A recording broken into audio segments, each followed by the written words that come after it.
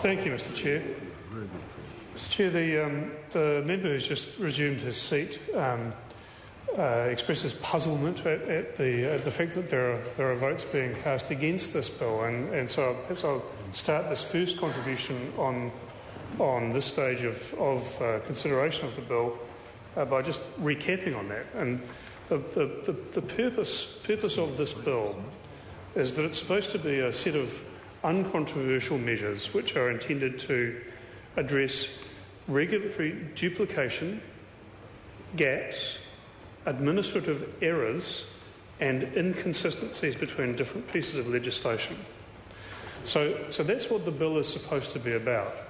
And what I've spoken about, both in the first reading and in the second reading on the bill, is the set of changes proposed for the Conservation Act and for the Reserves Act, because the changes there change two things. They change the maximum period for which concessions can be granted from 5 to 10 years, and they change the provisions relating to a public notification of the intention to grant such concessions.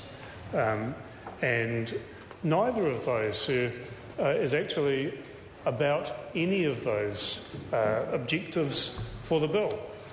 So that's one of the reasons for the Green Party's objection to this bill, that actually it contains provisions which are inconsistent with its objectives. And the second reason, sir, is that the provisions in respect of the Conservation Act, the proposed changes to the Conservation Act and to the Reserves Act, are bad changes. And so I'm going to talk a little bit more about that in this committee stage. The land administered by the Department of Conservation is land that's administered on behalf of all of us, on behalf of all New Zealanders. It's not the DOC estate, which it's sometimes referred to. It's actually the public conservation estate. It's administered by DOC, but it's administered with the objective of protecting the conservation values that are in that land, and I'll readily admit that there's land of varying qualities within that estate, but it's protecting and preferably enhancing the conservation values in that set of land for all New Zealanders. The Principal Act sets out, in effect, a hierarchy of value, sir.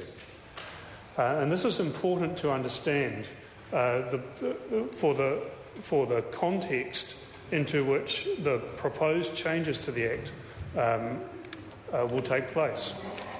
The hierarchy of values in the Act is the paramount set of values is about protection of the conservation values. So that's the natural biodiversity, indigenous biodiversity of those places, including all of the indigenous animals and plants, and indeed the ecosystems within which those animals and plants live. So actually protecting and preferably enhancing those, and that is the paramount objective of the Act. Then the second level down is around recreational access.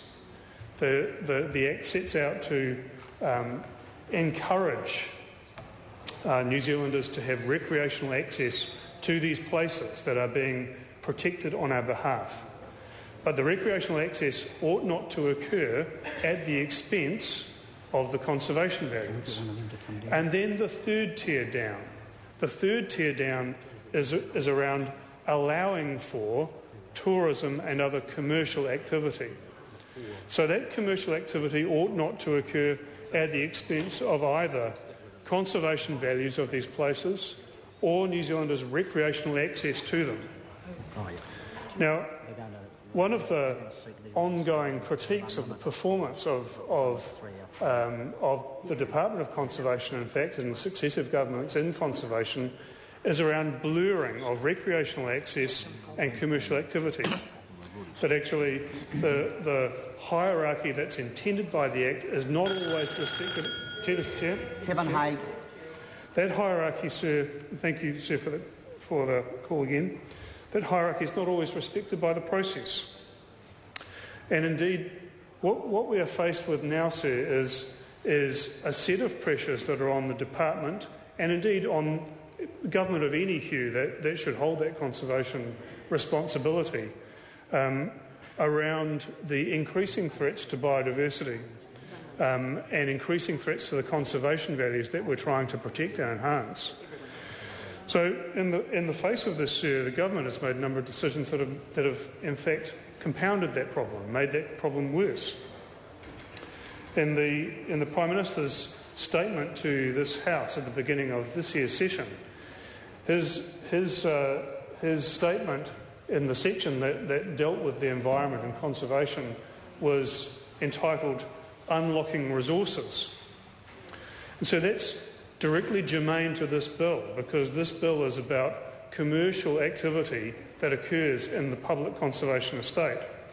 And so what the Prime Minister's statement was code for was actually a new approach to the conservation estate that says this is not a set of land and biodiversity and conservation values that's protected on behalf of all New Zealanders.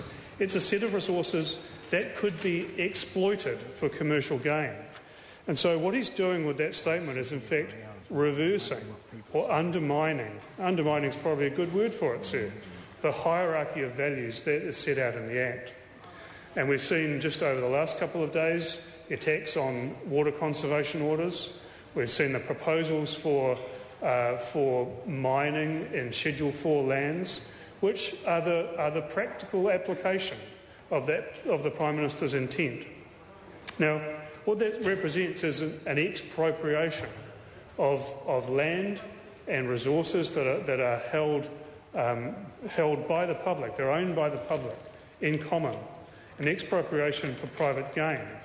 And so that's directly relevant to this issue of concessions, because what the government has done is created a set of drivers that will require the department to be looking for more and more revenue. They've cut the budget for the Department of Conservation by $52 million over 4 years, at a time when pressures on the conservation estate are increasing. And what that has led to is a Department of Conservation that is now looking for more and more opportunities for creating revenue. And so we're starting to see pressure on the department to make inappropriate decisions about concessions. Inappropriate decisions. Decisions that actually put the revenue stream ahead of the conservation values that are to be protected. Now, sir, under the existing law, a 5-year maximum term for concessions at least provides the public with some protection. But proposing to increase that term of concessions actually creates a risk that bad decisions made by the department for the purpose of revenue rather than conservation values, those decisions will be locked in not for 5 years but for 10 years, sir. And so the bill goes further in potentially compounding that by saying that in those cases where these concessions actually extend for a 10-year period, the public will not even necessarily get to have a say about that, sir. Now, I'm grateful to Leanne Dalzell for her first intervention in this committee stage for actually addressing these conservation issues. I think it's probably the first time in our discussion of this bill that anyone besides myself has done so.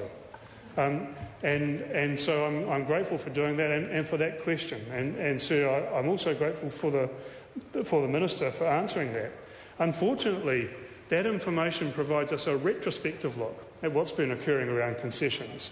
And what I'm saying in this intervention is that it's essential that this House actually takes a prospective look. And indeed, prospective, again, may be a particularly appropriate word to use in the context of debate around what this government is doing with the conservation estate. So, Sir, what I